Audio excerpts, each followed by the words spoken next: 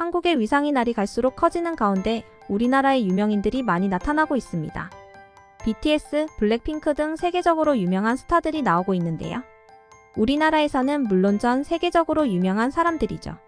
하지만 해외에서는 엄청 유명한데 우리나라에서는 비교적 모르는 사람들이 많은 스타들이 있다고 합니다. 이 사람들을 아냐고 물으면 대부분의 한국 사람들은 고개를 갸웃거릴 정도입니다. 그러나 외국인들 반응은 얼굴만 봐도 환호성을 내지르죠. 오늘은 한국보다 해외에서 더 많이 사랑받는 한국인들을 찾아봤습니다. 그럼 시작해볼까요?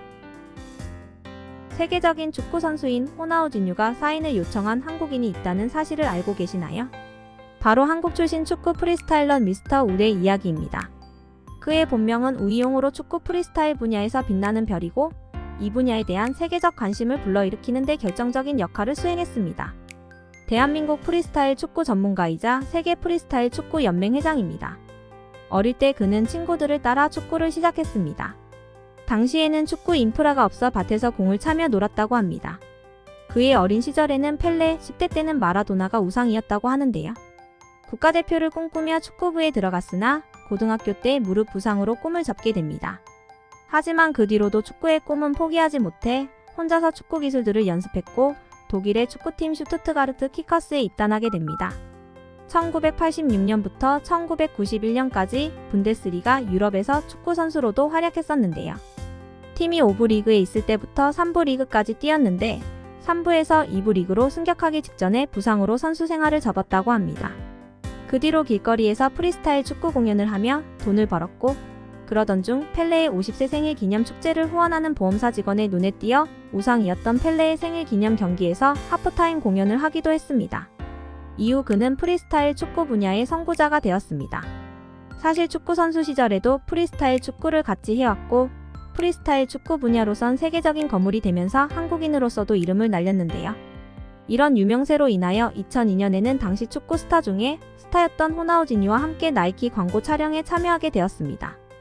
가장 흥미로운 사실은 호나우진유가 바로 미스터 우에게 사인을 요청했다는 것입니다.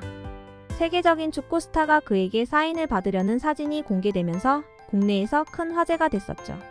이후로 맨유나 여러 프리미어 리그 및 유럽 축구인들이 그에게 사인을 받아갈 정도로 유명세를 떨쳤습니다.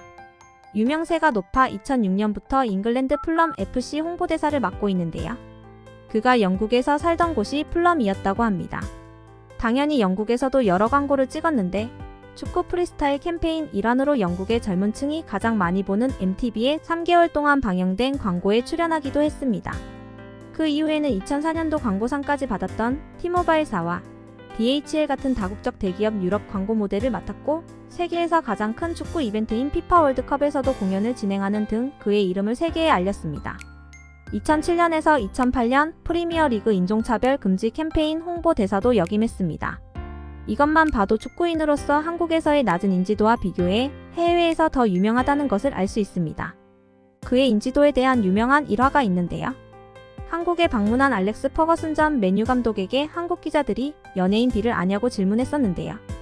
누군지 모른다고 즉시 대답하면서 한국인이라면 미스터 우는 안다 라고 했습니다. 이에 한국 기자들이 미스터 우가 누구냐? 라는 듯한 반응을 보이자 알렉스 경은 유럽에서는 미스터 우가 유명한데 한국인이 모르는 게 말이 되느냐? 라고 반문했죠. 현재 우이용은 국내에서 활동을 계속 이어가고 있습니다. 그는 평창 동계올림픽 개최 홍보대사로 활동하고 그의 고향인 서울의 홍보대사 역할도 수행하고 있습니다. 현재는 나이가 많아져 예전만큼은 왕성한 활동을 보이고 있지는 않지만 제자 양성에도 힘을 쏟고 있으며 그의 뛰어난 프리스타일 공연은 여전히 여러 사람들을 감동시키고 있습니다. 다음은 필리핀의 유재석이라 불리는 라이언방 방현성입니다. 한국에선 생소하지만 필리핀에선 유재석 부럽지 않은 인기를 가지고 있습니다. 필리핀 최고 예능 프로그램 이츠 쇼타임의 MC인데요. 11살 때 부모님이 이혼하고 경제적으로 어려워진 상황에서 15살 때 필리핀으로 유학을 가게 되었습니다. 본인은 정말 가기 싫어했으나 라이언방의 어머니는 홀로 라이언방을 키우기 힘들었는데요.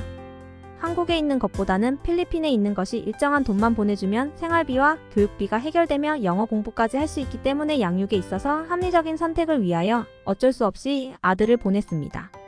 필리핀 고등학교 재학 당시 학생회장으로 연설을 하다 방송 작가 눈에 띄어 방송에 나가기 시작했습니다.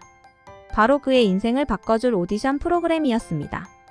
사실 이 프로그램에서 그는 그저 한국인이라는 점 외에는 특별한 재능이 없던 하위권 출연자였습니다. 다른 출연자들에 비해 뛰어난 가창력이나 작곡 능력을 가진 것은 아니었죠. 그래서 프로그램 중반까지는 그냥 하위권의 인기를 유지하던 출연자 중 하나였는데요.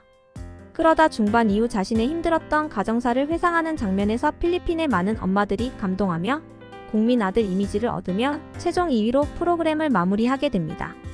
이를 계기로 그는 필리핀에서 예능 활동을 시작하게 되었고 시청률 40%에 육박하는 필리핀 최고 예능 프로그램 이츠 쇼타임이라는 프로그램에서 12명 MC 중 유일한 한국인으로 활동하고 있습니다. 필리핀 현지어를 몰라 방송에서 말 한마디 못하는 날도 있었죠. 심지어는 NG를 무려 47번이나 낸 적도 있습니다. 하지만 그는 포기하지 않고 오히려 한국인이라는 이름에 먹칠하고 싶지 않아 이를 악물었습니다. 이후 본인의 대사뿐만 아니라 동료 MC 대사까지 통째로 외워서 방송을 했습니다. 이런 피나는 노력 덕에 이츠 쇼타임의 고정 MC가 됐습니다. 이후 그가 출연하는 드라마마다 시청률 1위, 또 영화는 1000만 관객을 돌파할 정도의 인기를 얻었습니다. 2018년에는 MBC 무한도전 파키아오 편에 출연해 통역을 맡으며 실시간 검색어에 오르기도 했었죠. 최근 SBS 런닝맨에서도 또 출연해 통역을 맡기도 했습니다. 동료들 사이에서 그의 별명은 럭키 참입니다. 그와 함께하면 행복하고 일도 잘 풀린다고 이런 별명으로 부르고 있습니다. 그의 이야기는 끈질긴 노력과 믿음으로 성공을 이루어낼 수 있다는 감동적인 메시지를 전달합니다. 덕분에 라이언 방은 어려운 환경에서부터 시작해 현재는 필리핀에서 가장 유명한 엔터테이너가 되었습니다. 마지막 주인공은 마블과 넷플릭스가 러브콜한 작가, 라이브 드로잉의 거장 김정기 작가입니다. 라이브 드로잉이 뭘까요? 그림 그리는 과정 자체가 예술 작품이 되는 것을 말합니다. 김정기 작가의 작업을 보시면 왜 그의 드로잉이 예술이라고 불리는지 알게 되실 겁니다. 단순히 눈앞의 것을 그리는 것을 넘어 그림을 통해 전달하려는 메시지와 감정을 생생하게 담아냅니다. 또 자신만의 독특한 스타일과 개성을 가진 그림을 그려 그 자체로 이야기를 담고 있으며 독특한 스타일이 반영되어 있습니다. 그의 그림은 마치 이야기를 들려주는 것 같죠. 유럽에선 김정기 작가의 그림을 하나의 예술로 인정해줍니다. 프랑스에서 열린 첫 전시회에서는 작품이 3억 원에 달하는 판매 수익을 거뒀습니다. 그의 작품에 대한 인정은 유럽을 넘어 전 세계로 확산되었고 그는 이제는 국제적인 명성을 가진 작가가 되었습니다. 그의 능력은 마블과 넷플릭스 등 세계적인 엔터테인먼트 기업들로부터도 인정받았습니다. 뛰어난 능력에 감동받아 그에게 작품 제작을 의뢰했습니다. 김정기 작가도 기분 좋게 응했다고 합니다. 넷플릭스의 작업은 무려 8시간 30분이 걸렸지만 그의 열정과 헌신은 그림에 그대로 담겼습니다. 뛰어난 재능과 노력이 결합되어 그의 그림은 사람들을 감동시키는 놀라운 예술 작품이 되었습니다. 그는 다양성과 전문성을 갖춰야 합니다. 우리나라에서 유행하는 스타일에서 벗어나 자신만의 개성이 드러나는 그림을 그리면 좋겠습니다. 라고 했습니다.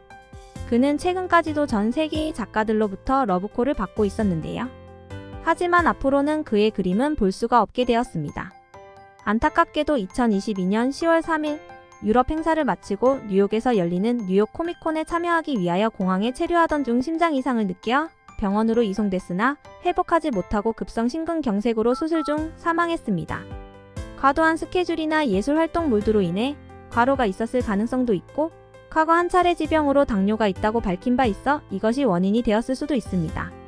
사망 하루 전까지도 프랑스에서 작품 활동을 했기에 갑작스러운 부고 소식은 전 세계 예술계에 큰 충격을 주었습니다. 유튜브에 김정기 작가의 라이브 드로잉에 관한 영상들이 많이 있습니다. 그 영상을 보면 왜 그가 세계적인 거장인지 알 수 있을 겁니다. 늦었지만 상가 고인의 명복을 빕니다. 다음에도 김정기 작가와 같은 뛰어난 예술가들을 소개할 기회가 있길 바랍니다. 오늘은 우이용님, 라이언방님, 김정기님에 대해서 알아봤는데요.